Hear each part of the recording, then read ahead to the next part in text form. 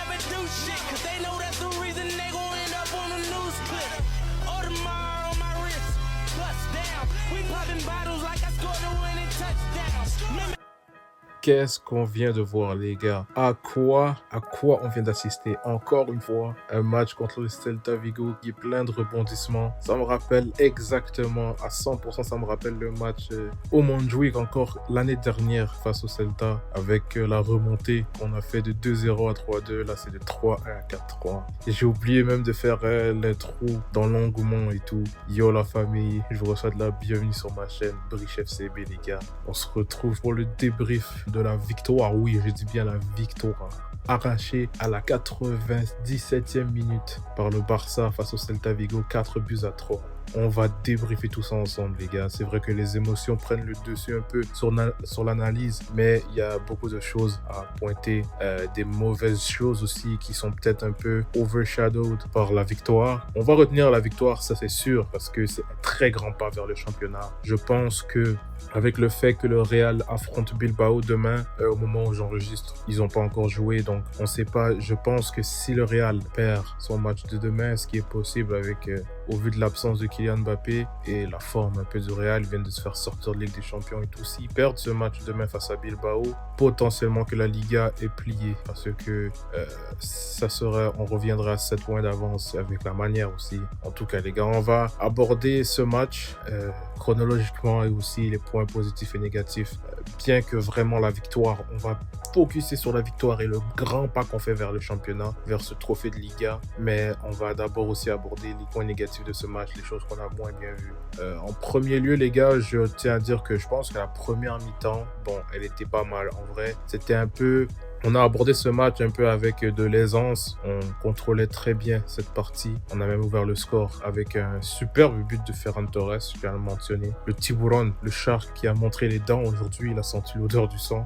Un but, j'ai envie de dire, messiesque. On a très souvent vu Messi faire un peu ses appels de balles entre les lignes, venir chercher le ballon, réussir à très bien se retourner et percuter, fixer la défense et une frappe croisée au sol. On vient de voir Ferran Torres reproduire un peu ce geste, bien qu'il n'est pas aussi propre, aussi majestueux, mais l'enchaînement est là, les gars. J'ai envie de le souligner très très bien parce que j'ai même envie de dire qui d'autre que Ferran Torres et peut-être, je sais pas, Rafinha dans cette équipe est aujourd'hui capable de faire cet enchaînement. Je ne sais pas si Lamine Yamal a déjà cette qualité-là, c'est ce niveau technique, tactique et tout, et de finition. L'enchaînement, je ne sais pas s'il peut le produire au jour d'aujourd'hui. Lewandowski, clairement que non. Lui, venir chercher les ballons, se tourner et tout, on dirait que ça n'existe plus pour lui.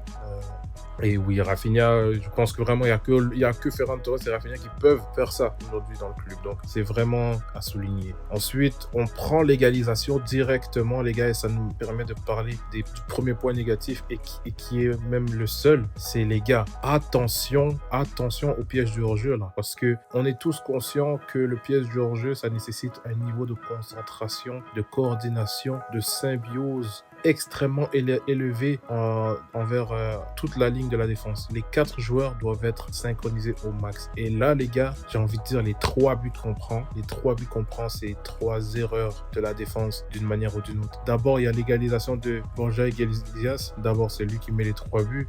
Un autre joueur qui met un triplé face au Barça et qui se voit un peu déçu par le résultat. Le premier but, c'est, j'ai envie de dire, une erreur d'alignement sur la première passe qui brise leur jeu. Je crois que c'est Gérard Martin sur le côté gauche. On va en reparler de lui aussi.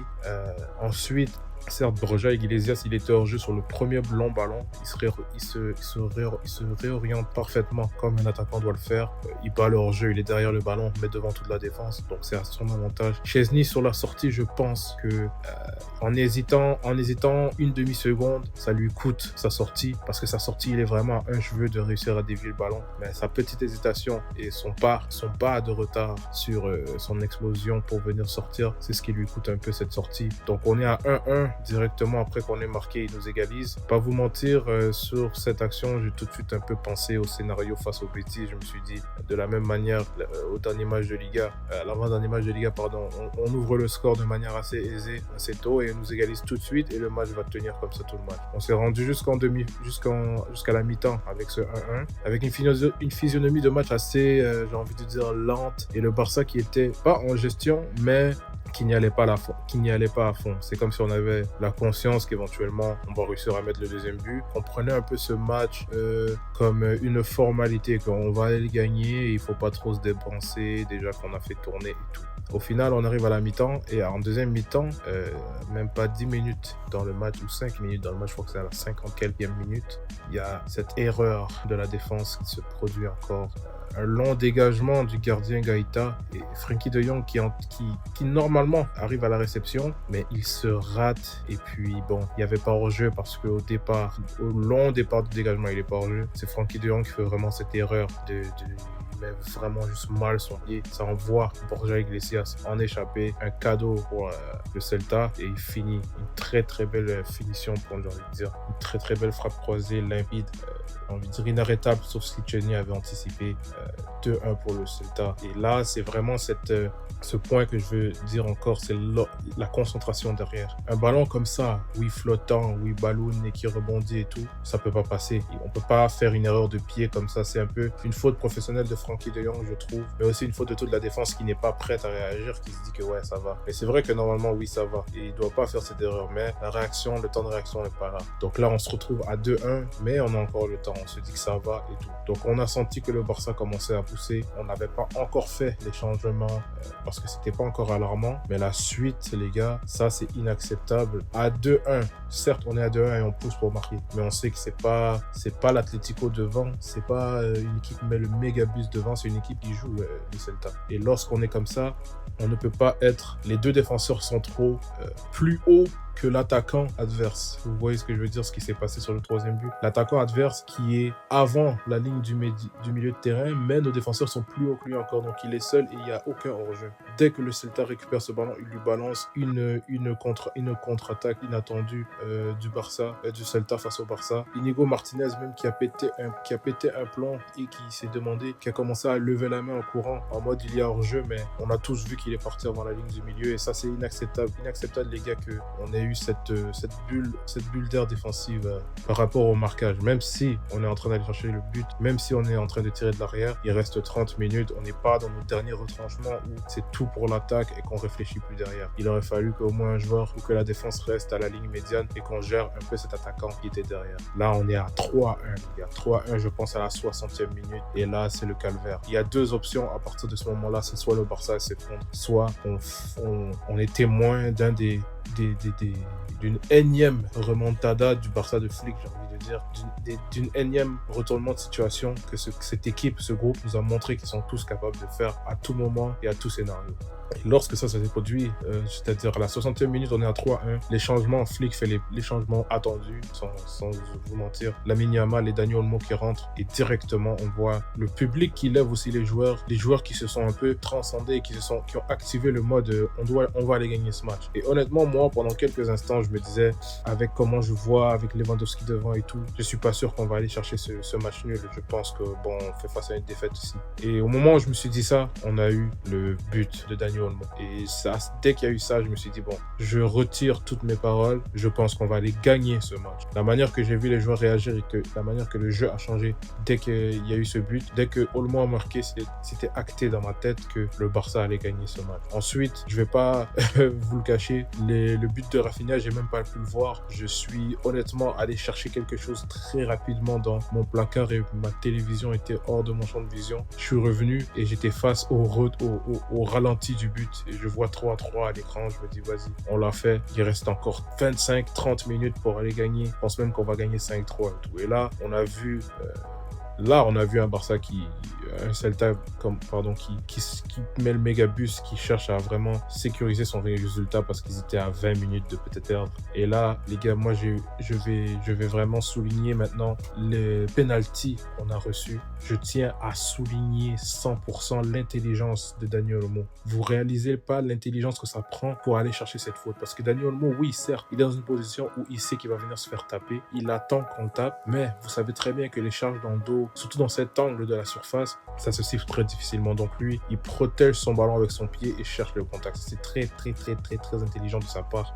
C'est vraiment des joueurs avec beaucoup d'expérience qui sont capables d'aller chercher ce genre de faute. C'était une faute claire. Et même, pas vous mentir, en temps réel, j'ai pas l'impression que c'est faute parce que je vois pas le contact sur sa jambe. Je pense qu'il réclame une poussette dans le dos. Je vois tous les joueurs qui s'exclament et tout. Je me dis, vas-y, c'est l'inexpérience et l'immaturité. Ils veulent absolument ce penalty. Ils arrêtent de jouer. Et à Olmo qui reste par terre, je me dis, lève-toi, grand. On peut encore aller marquer. Il n'y aura pas faute là-dessus. Ensuite, au ralenti, on voit que c'est un clair contact. Il charge sur sa jambe. Et Dani Olmo qui a, encore une fois, je vous dis, la lucidité d'esprit de mettre sa jambe dans le chemin de l'attaquant pour aller gagner cette faute. Et ensuite, le capitaine courage, Rafinha, qui nous donne cette victoire. Un penalty parfaitement tiré.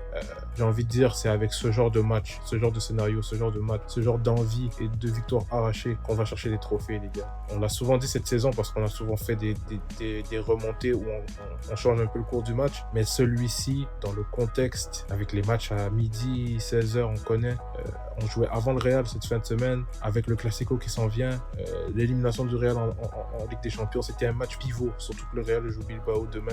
Les gars, je pense que c'est peut-être, selon moi, si tout se passe bien, on verra avec le bilan de la saison, c'est peut-être le match du titre aujourd'hui. Cette victoire à l'arraché, ça va souder le groupe, on l'a souvent dit cette saison, ça va souder le groupe, ça amène du caractère, ça amène de la confiance. Je suis très content aussi que Rafinha ait pu marquer non seulement ce penalty décisif, mais un but dans le jeu, cette tête, l'égalisation, et avoir aussi une passe décisive. Je pense que c'est lui qui sert Olmo, je suis plus très sûr. Mais Rafinha qui va reprendre confiance depuis la situation avec le Brésil, je pense que là, c'est son premier but vraiment. Là, il avait marqué face à Dortmund, il avait contribué au CSC face à Leganés, mais là, c'est son vrai retour. Il a fait un très bon match au passage.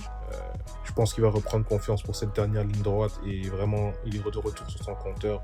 Il est de retour dans son état de grâce. J'ai bien aimé son match, ouais. Je vais souligner aussi l'entrée de Lamine Yamal et d'Olmo. Ça, c'est bien sûr, ça a été les facteurs X de cette victoire. Et peut-être le dernier petit bémol, c'est la sortie de Levan sur blessure. Je sais pas si c'est un coup ou si c'est une élongation ou qu'est-ce que c'est, les gars. Mais je pense que on verra dans quelques jours la situation. Qu'est-ce qu'on nous annonce pour ça, en espérant qu'il soit disponible pour le Classico dans une semaine. Peut-être qu'il est sorti aussi avec la connaissance de son corps. En tout cas, on aura des nouvelles très bientôt. Je pense que Lewandowski sera très important face au Real parce qu'il arrive très bien à s'occuper de Rudiger, le faire dézonner et tout.